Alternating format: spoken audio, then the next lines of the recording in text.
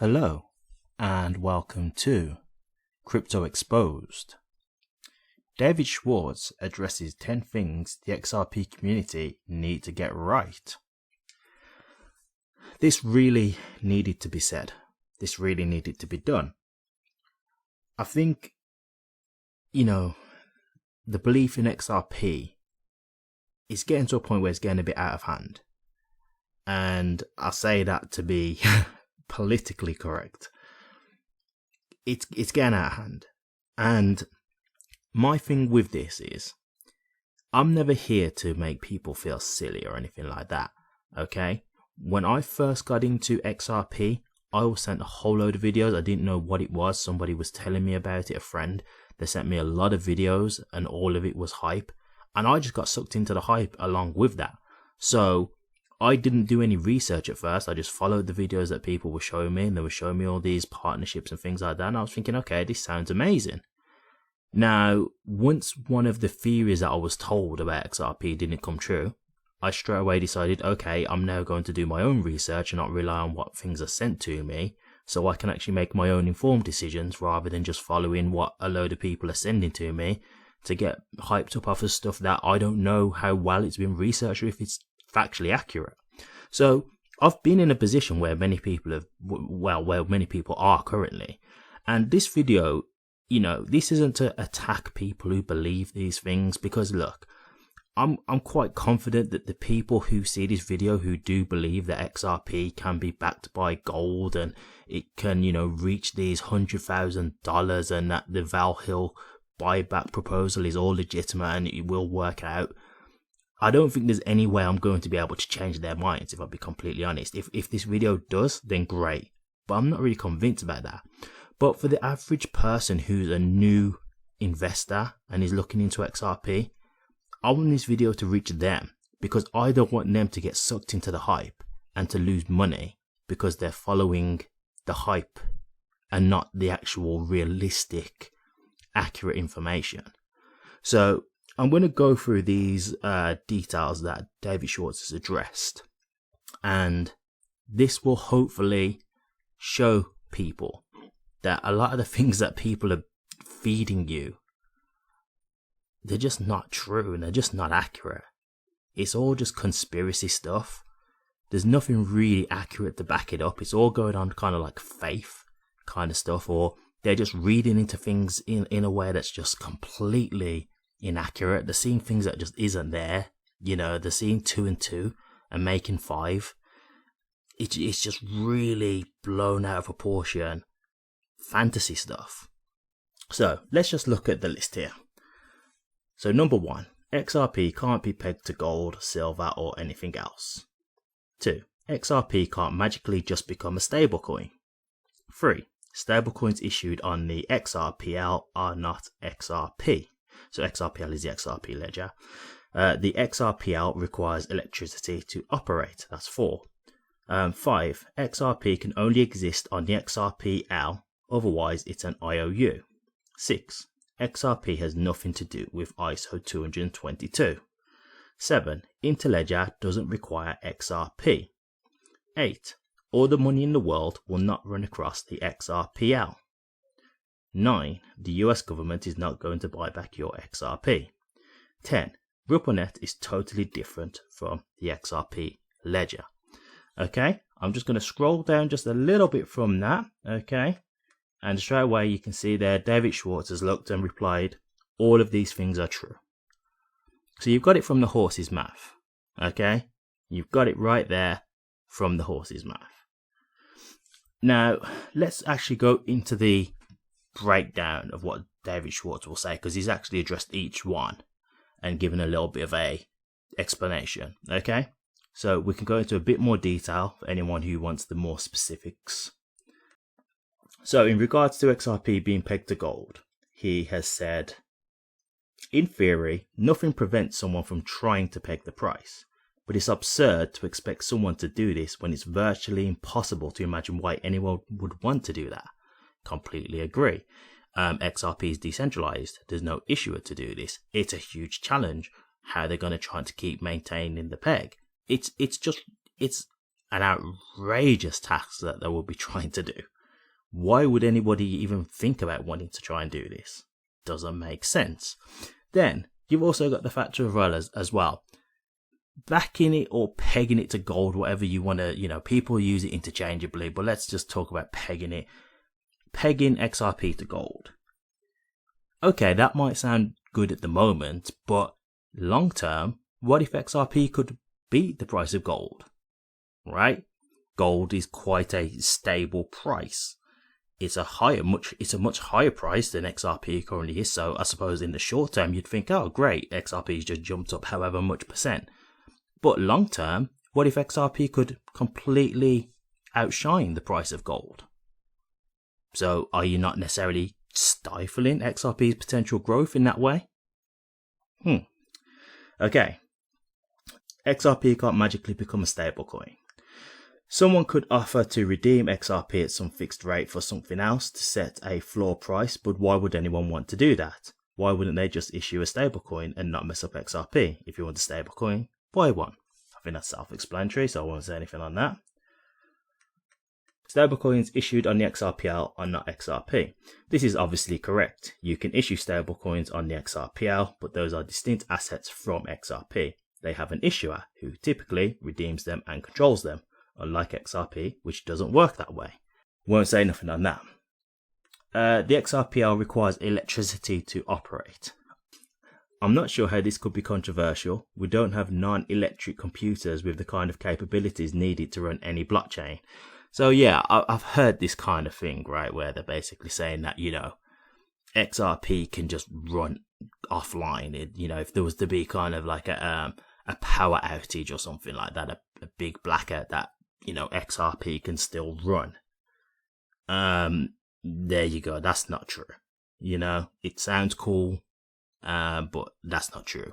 If I was going to take a guess, I think what would probably be the most likely thing, and this is what people might be misinterpreting, is let's say there was a blackout, okay? But your phone still had natural charge, okay? And you put a payment through.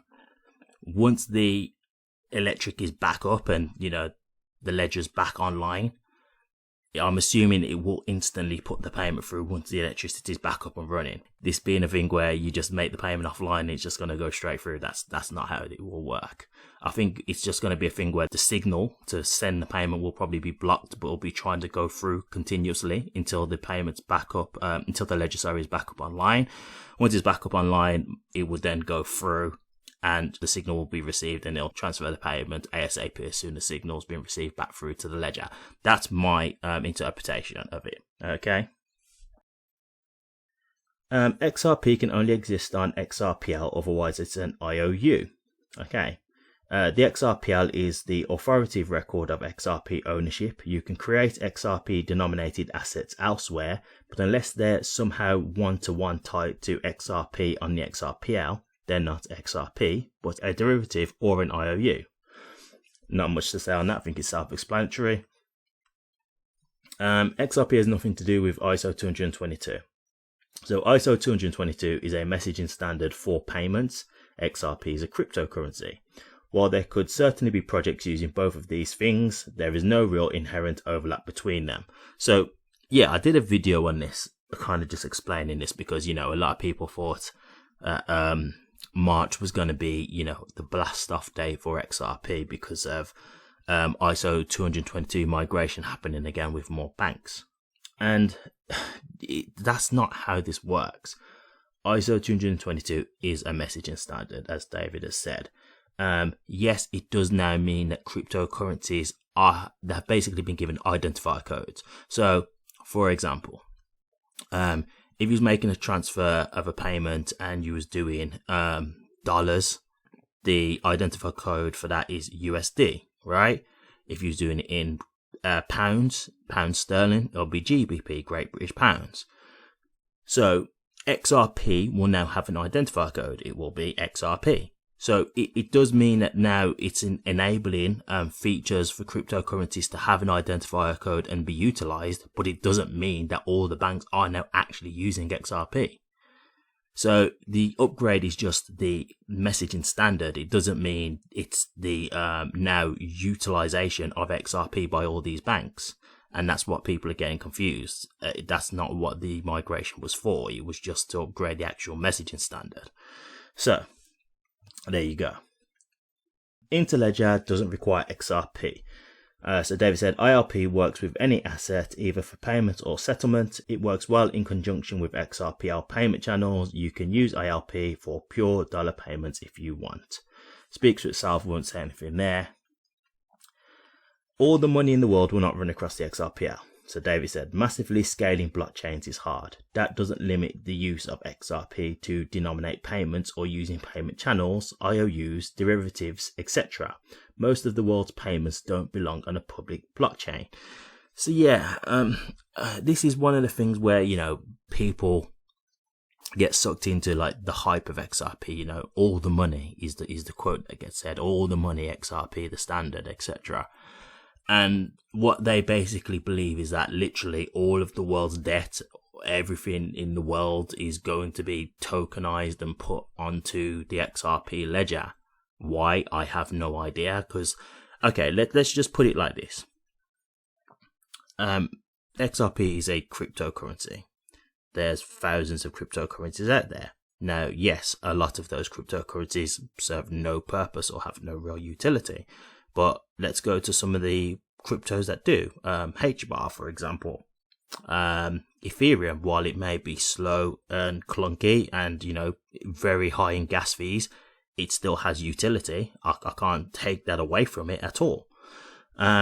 So there's competition going on all the time. So who's to say that everything is going to go solely on XRP? I understand that XRP is good because it has the liquidity aspect and it can be good for payments, but that doesn't mean that every company is going to want to use XRP. They might rather use a different blockchain, like for example, HBAR use Hashgraph, which is different from a blockchain. So what if they would rather use a Hashgraph rather than a blockchain, and so would rather work with Hedera to tokenize some assets? You see what I mean? Like.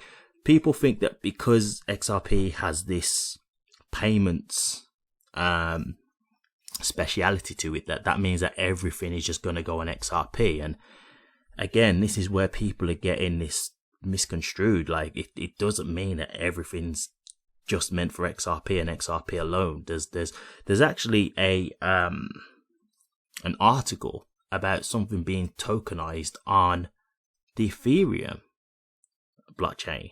It was a house. So again, that goes to show you that not everybody is just choosing XRP right now. With Ethereum, even though again it is costly and it is slow, it's one of the OG cryptos. You know, a lot of people look at Bitcoin and Ethereum. Those are the two that they kind of look at as the legitimate cryptos, right? It seems to be the one that's got a pass. While XRP is kind of going through a legal battle right now. So there's different reasons as to why people may want to use different networks, i.e. blockchains. The US government is not going to buy back your XRP. David says, tying XRP to one particular jurisdiction plays to its weakness rather than its strengths. Cryptocurrencies work best when their ownership is diverse. Yeah, so again, in regards to the buyback theory, this was one question that I had when I was hearing about this a while back, and they were saying about how the government want your XRP and how, you know, because they tie it back to when the US government did this for gold back in the day. And my first question was, well, people all around the world have got XRP. And so even if the US government were to say, hey, we want to take your XRP, etc. In the unlikely event that would occur, why would that stop anyone outside of the US?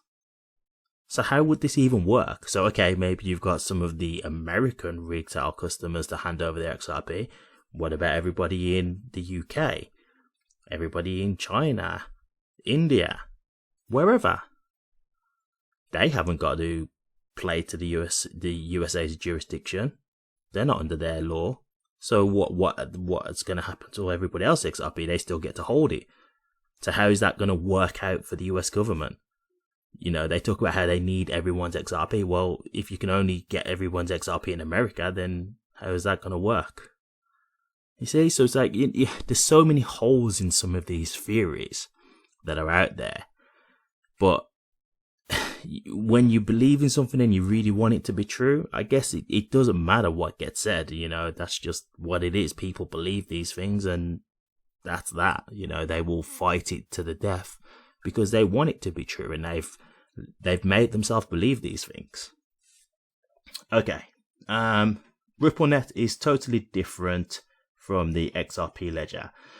David said, RippleNet is an enterprise payment system that eliminates barriers to using XRPL for the source or destination or bridge in enterprise payments. RippleNet is a private network based on early versions of ILP. And just to close, he's put, XRP and the XRPL really are what you see is what you get. If you're imagining that there's some massive secret, you're imagining. You can imagine anything about anything. Imagining things doesn't justify believing them. Be excited about is actually there, or build things. I think he's just completely misspoke there. Yeah, but I think he's basically saying be excited about the things that are actually there, or build things to be excited about. Yeah, so that's the way I've interpreted that, but I think he's mistyped the way he wants that to be said, the way he wants it to be read, sorry. So, there you go, guys. You know, I'm glad he's addressed this. I think it's been a long time coming because, you know, there's a lot of YouTubers out there as well who are like hyping all these things. And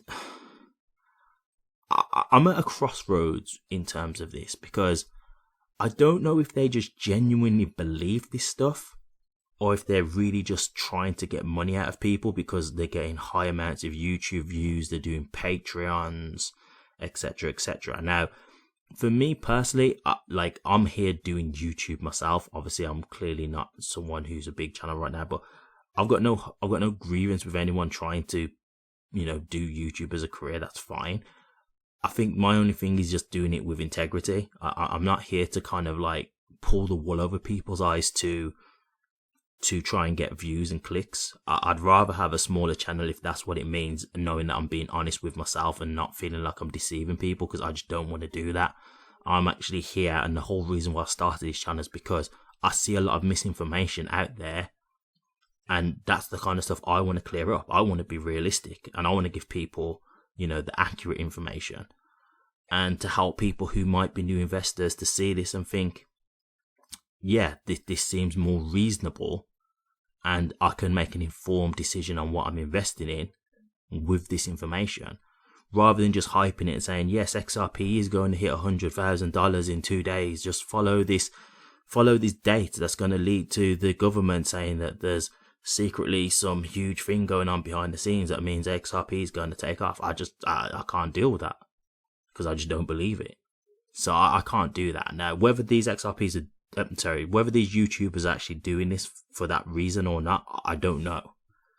But that's the kind of things I'm trying to battle against. And I hope this does help people. For the people out there who do see this and just want to attack what I'm saying and attack what David Schwartz has said, okay, you know, there's not really much I can say. I think it's kind of like fighting a losing battle. The people who want to believe it are going to believe it. And the people who don't, they won't, you know. But the one thing I will say is this, right?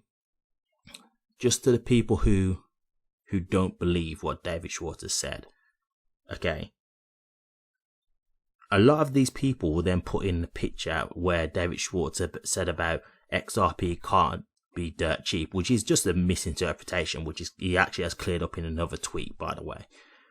But they'll use that as their evidence to say, well, David Schwartz said it can't be dirt cheap. Well, you've got to pick a side here, because you can't pick and choose when he's telling the truth and when he's lying.